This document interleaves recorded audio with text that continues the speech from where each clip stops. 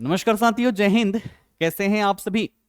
अगर आपने भी 12th कंप्लीट कर लिया है तो आपके लिए एक खुशखबरी है और आपके लिए आ चुकी है एक नई भर्ती गृह विभाग के अंतर्गत।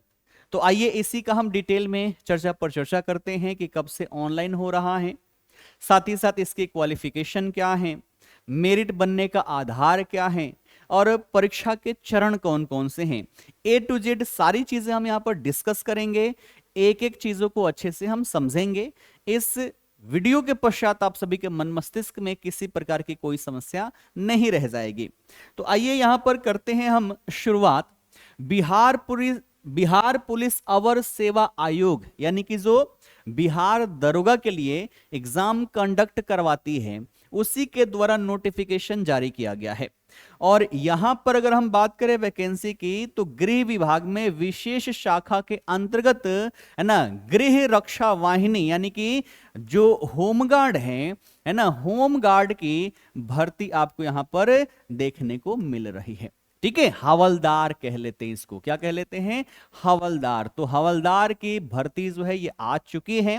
कितने पदों पर रहने वाली है, सब कुछ हम डिस्कस करेंगे। सबसे पहली बात कि ऑनलाइन आवेदन कब से शुरू हो रहा है, तो 1 मई से शुरू हो जाएगा आपका ऑनलाइन आवेदन और 1 जून 2026 इसकी अंतिम तिथि है, यानी कि लगभग 1 महीने तक आपका ये आवेदन चलने वाला है। ठीक है, विज्ञापन संख्या देख लेना 5/2026 है। अगर आप इस फॉर्म को भरते हो तो ये संख्या अवश्य ही याद रखना। ठीक, बात करें पद किस नाम से जाना जाएगा, तो पद का नाम है अधिनायक अनुदेशक, है ना। अधिनायक अनुदेशक पद पर ये रिक्ति आई है। लेवल 4 का वेतनमान रहने वाला है और कुल पदों की संख्या जो है ये है 122। टोटल कितनी पोस्ट है? 122। और आप सबको पता ही है कि कहीं भी कितना भी पोस्ट हो 35% आरक्षित है। किसके लिए? महिला के लिए। तो महिलाओं के लिए तो भैया हमेशा ही गुड न्यूज रहने वाला है। 35% तो आपका यहां पर है ही है और 3% आपका ओबीसी महिला वाला भी है ना। ये बातें ध्यान रखना। अब यहां पर क्या किया जा रहा है, क्या क्या चीजें हमें यहां पर पता होनी चाहिए। तो सबसे पहले तो हम बात करते हैं यहां पर एलिजिबिलिटी। देखो मैं डायरेक्टली वो आपको पेज दिखा रहा हूं जो यहां पर आयोग के द्वारा जारी किया गया। ये नोटिफिकेशन सीधे मैंने लिया है और वहीं पर डिस्कस कर रहे हैं। सबसे पहले बात करें एलिजिबिलिटी की कि पात्रता क्या रहने वाली है।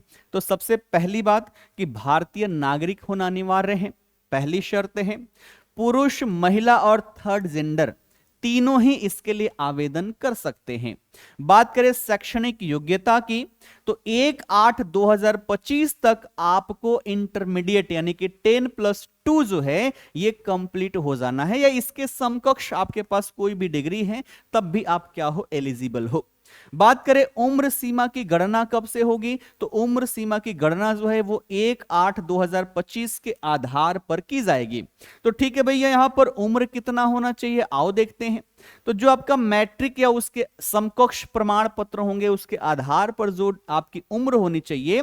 सबसे पहले बात करें अनारक्षित की सामान्य वर्ग जनरल के लिए, और जनरल के पुरुष जितने भी अभ्यर्थी होंगे न्यूनतम आयु कितना है, 18 वर्ष। महिलाओं के लिए भी न्यूनतम आयु 18 वर्ष और अधिकतम पुरुषों के लिए है 37 वर्ष। तो जो पुरुष हैं 18 से 37 वर्ष अगर आप जनरल कैटेगरी के हो, और महिला हो जनरल कैटेगरी से तो 18 से लेकर 40 वर्ष तक आपकी आयु यहां पर होनी चाहिए। वहीं बात करें हम पिछड़ा वर्ग एवं अत्यंत पिछड़ा वर्ग, तो पुरुषों एवं महिलाओं इसके साथ साथ जो ट्रांसजेंडर है तीनों ही अभ्यर्थियों के लिए न्यूनतम 18 वर्ष और अधिकतम कितना है, 40 वर्ष। ठीक है, अधिकतम कितना है, 40 वर्ष। अनुसूचित जाति एवं अनुसूचित जनजाति के पुरुषों एवं महिलाओं के लिए न्यूनतम तो वही 18 वर्ष, लेकिन अधिकतम जो है वो आपका 42 वर्ष यहां पर रखा गया है। बाकी जो सरकारी सेवक है उनको मैक्सिमम 5 वर्ष की और छूट दी जाएगी। जो असैनिक पदों पर नियुक्त भूतपूर्व सैनिक है उनको उनके नियम के आधार पर यहां पर क्या की जाएगी, छूट दे दी जाएगी। ठीक है, क्लियर। अब देखो यहां पर फिजिकल भी होगा, है ना, यानी कि आपकी शारीरिक मापदंड, आपका शरीर कैसा होना चाहिए, ये सारी चीजें। तो इसमें आपकी ऊंचाई नापी जाएगी, पुरुषों के लिए सीना और महिलाओं के लिए वजन, ये सब कुछ होगा, लेकिन इसके लिए कोई अंक नहीं मिलने वाला है। लेकिन ध्यान रखना कि आप दिए गए जो कैटेगरी है, जो जितना डिमांड किया गया, अगर उससे कम है तो फिर आपको यहां पर असफल घोषित कर दिया जाएगा। तो बात करें क्या होना चाहिए भाई, तो सबसे पहले ऊंचाई की बात करें, वो भी है ना, जो हमारा अनारक्षित है जनरल वर्ग और साथ ही साथ पिछड़ा वर्ग पुरुषों के लिए कितना है 165 सेंटीमीटर। तो आप जनरल या फिर ओबीसी से हो, मेल कैंडिडेट हो तो 165 सेंटीमीटर। अत्यंत पिछड़ा वर्ग अनुसूचित जाति एवं अनुसूचित जनजाति के पुरुषों के लिए है ना कम से कम 160 सेंटीमीटर और सभी वर्गों की महिलाओं के लिए न्यूनतम 155 सेंटीमीटर हाइट होनी चाहिए। ठीक, उसके बाद बात करें सीना, जो केवल पुरुषों के लिए होगा। अनारक्षित वर्ग और साथ ही साथ पिछड़ा वर्ग, अत्यंत पिछड़ा वर्ग, इन तीनों ही कैटेगरी के पुरुषों के लिए बिना फुलाए कम से कम 81 सेंटीमीटर और फुलाकर आपका 86 सेंटीमीटर, यानी कि गैप आपका 5 सेंटीमीटर का होना चाहिए। जैसे बिना फुलाए मान लो किसी का 84 है तो फुलाकर कितना होना चाहिए 89 होना चाहिए। ठीक, उसके बाद बात करें अनुसूचित जाति एवं अनुसूचित जनजाति के पुरुषों के लिए, तो बिना फुलाए 2 सेंटीमीटर का छूट है ना, 79 होना चाहिए और फुलाकर आपका 84 होना चाहिए। महिलाओं के सीने की माप नहीं होगी। वजन की बात करें तो सभी वर्गों की महिला उम्मीदवार जो होंगी उनका कम से कम वजन जो होना चाहिए वो 48 किलोग्राम होना चाहिए। ठीक है, वजन कितना 48 किलोग्राम होना चाहिए। अब बात करें जो थर्ड जेंडर वाले हैं, इनको किस बेस पर यहां पर फिजिकल लिया जाएगा, तो यहां पर दिया गया है, ध्यान रखना, जो थर्ड जेंडर के जितने भी अभ्यर्थी होंगे उनका मापदंड पिछड़े वर्ग है ना, यानी कि बीसी कैटेगरी के अभ्यर्थियों के समान होगा। तो जो बीसी कैटेगरी वाला यहां पर दिया गया है सेम टू सेम वो थर्ड जेंडर के लिए रहने वाला है। ठीक है, क्लियर? तो आशा करता हूं यहां तक अच्छे समझ में आ गया होगा। अब बात करते हैं नियुक्ति की प्रक्रिया क्या रहने वाली है। तो ध्यान रखना, इसमें लिखित प्रतियोगी परीक्षा और साथ ही साथ शारीरिक दक्षता परीक्षा अपनाई जाएगी। लेकिन ध्यान रखना, अगर हम बात करें मेरिट, तो मेरिट आपका रिटन पर नहीं बनेगा। मेरिट जो बनने वाला है वो बनेगा शारीरिक दक्षता परीक्षा के आधार पर, जैसा कि हमारा बिहार पुलिस कांस्टेबल में होता है, सेम टू सेम आपका यहां पर भी होने वाला है। तो बात करें सबसे पहला जो हमारा लिखित प्रतियोगी परीक्षा है ना, रिटेन है, उसमें क्या क्या है। तो देखो, सबसे पहले तो यहां पर सिलेबस की बात करें तो सिलेबस का जो बेस रहने वाला है वो रहने वाला है 10वीं कक्षा का, है ना, मैट्रिक बेस के आपके सिलेबस रहने वाले हैं। लिखित परीक्षा में हिंदी, अंग्रेजी, गणित, सामाजिक विज्ञान जिसमें इतिहास, भूगोल, नागरिक शास्त्र और अर्थशास्त्र रहने वाला है। फिर विज्ञान जिसमें भौतिकी, रसायन शास्त्र, प्राणी विज्ञान और वनस्पति विज्ञान यानी कि जूलॉजी, बॉटनी दोनों ही होगा। और फिर सामान्य ज्ञान एवं समसामयिकी मामले से संबंधित ऑब्जेक्टिव प्रश्न यहां पर रहने वाले हैं। तो आपका सिलेबस वही रहने वाला है जो बिहार बोर्ड का 10वीं कक्षा का सिलेबस है, वहीं से आपके क्वेश्चन रहने वाले हैं। अब बात करें क्वेश्चन और अंक कितने होंगे, तो लिखित परीक्षा जो होगा वो 100 अंकों का होगा। कितने? 100 अंकों का आपका रिटन एग्जाम होने वाला है। प्रश्न पत्र जो होगा ये 2 घंटों का होगा। समय आपको जो दिया जाएगा वो 2 घंटे दिए जाएंगे। एक प्रश्न पत्र में कुल 100 प्रश्न होंगे, यानी कि एक प्रश्न 1 नंबर का होने वाला है। प्रत्येक सही उत्तर के लिए 1 अंक दिए जाएंगे। निगेटिव की कहीं भी कोई चर्चा नहीं की गई है, अन्यथा है ना, इसका मतलब यह हुआ कि यहां पर आपकी निगेटिव नहीं रहने वाली है। और जब यहां पर अभ्यर्थियों की संख्या ज्यादा होगी तो एक से अधिक पाली में एग्जाम कंडक्ट करवाए जाएंगे और ऐसी स्थिति में नॉर्मलाइजेशन की प्रक्रिया यहां पर अपनाई जाएगी। परसेंटाइल मेथड से यहां पर गणना की जाएगी।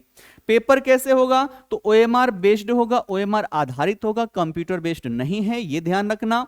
ठीक है, लिखित परीक्षा में कम से कम आपको 30% अंक लाने हैं, तभी आप फिजिकल के लिए बुलाए जाएंगे। इससे कम होगा तो आपको अयोग्य घोषित कर दिया जाएगा।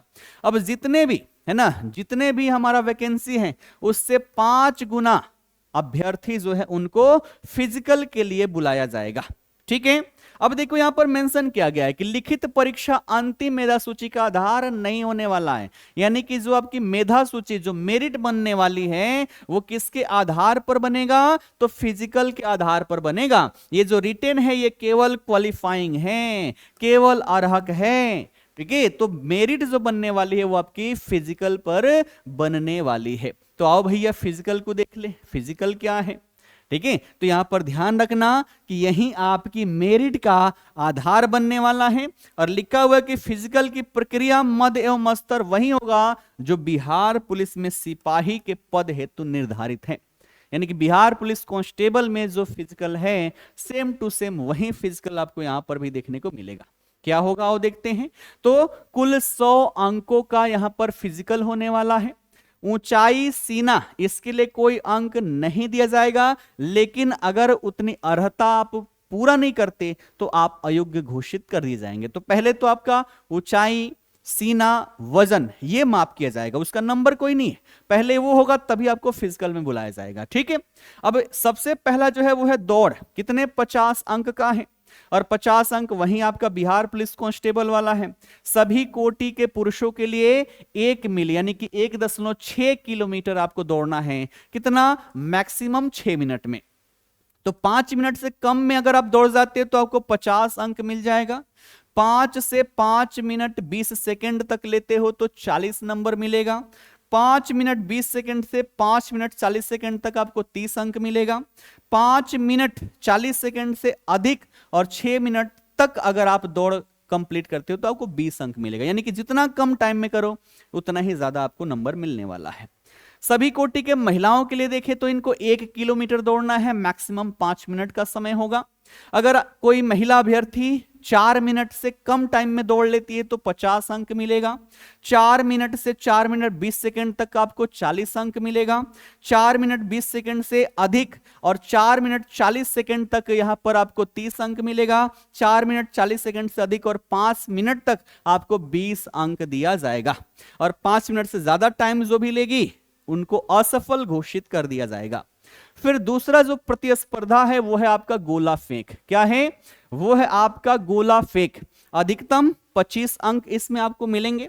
सबसे पहले बात करें सभी कोटि के पुरुषों के लिए तो 16 पाउंड का गोला जो है न्यूनतम 16 फीट आपको फेंक देनी है ना। अगर 16 फीट से 17 फीट तक फेंक देते हो तो आपको 9 अंक मिलेंगे। 17 फीट से ज्यादा और 18 फीट तक यानी कि 17 से 18 तक आपको 13 अंक मिलेंगे। 18 से 19 फीट फेंकते हो तो 17 अंक मिलेंगे। 19 से 20 फीट तक फेंकते हो तो आपको 21 अंक मिलेंगे। और 20 फीट से अगर ज्यादा फेंक देते हो तो आपको 25 अंक यहां पर दिया जाएगा। ठीक है, वहीं बात करें यहां पर महिला अभ्यर्थियों के लिए तो इनको 12 पाउंड का गोला कम से कम 12 फीट फेंकना है। तो 12 से 13 फीट फेंकते हो तो 9 अंक, 13 से 14 फीट के लिए 13 अंक, 14 से 15 फीट के लिए 17 अंक और 15 से 16 फीट तक आपको 21 और 16 फीट से अगर कोई ज्यादा फेंक दे तो उनको 25 अंक दिया जाएगा। तो ये हो गया हमारा गोला फेंक वाला। अब अंतिम जो प्रतिस्पर्धा है वो है हाई जंप की, ऊंची कूद की। ये भी आपका मैक्सिमम 25 अंक का है। सबसे पहले बात करें सभी कोटि के पुरुषों के लिए तो कम से कम आपको 4 फीट हाई जंप लगानी है। अगर आप 4 फीट तक लगाते हो तो आपको 13 अंक दिए जाएंगे। 4 फीट 4 इंच तक लगाते हो तो 17 अंक, 4 फीट 8 इंच तक 21 अंक और 5 फीट तक अगर लगा देते हो तो आपको 25 अंक यहां पर दिया जाएगा। ठीक है, अगर 4 फीट से कम है तो आपको असफल घोषित कर दिया जाएगा। यानी कि तीनों में अलग अलग क्वालिफाई करना है ना, अलग अलग क्वालिफाई करना है और फिर उसमें से जिसके ज्यादा मार्क्स होंगे वो फाइनल यहां पर क्या होंगे, सिलेक्ट होंगे। वही बात करें सभी कोटि की महिलाओं के लिए तो न्यूनतम हाइट जो है यहां पर हाई जंप करनी है वो है आपका 3 फीट। 3 फीट तक करती है तो 13 अंक, 3 फीट 4 इंच तक आपका 17 अंक, 3 फीट 8 इंच तक 21 और 4 फीट अगर आप जंप मार लेती हैं तो आपको 25 अंक दिए जाएंगे। 3 फीट से कम कूदी तो फिर वो यहां पर असफल घोषित हो जाएगी। ठीक है, तो ये आपका बेस रहने वाला है। और फिजिकल के बेस पर है ना, फिजिकल के बेस पर आपकी मेधा सूची बनने वाली है। ठीक है, तो मेधा सूची आप ध्यान रखना किसके बेस पर बनने वाली है, फिजिकल के बेस पर बनने वाली है। तो सबसे पहले तो आप चेक कर लो कि क्या आप इसके लिए एलिजिबल हो। जितनी भी चीजें मैंने यहां पर बताई है एक एक चीजें मैंने खोल के रख दी है, आपको सारी चीजें अच्छे से समझ में आएगी।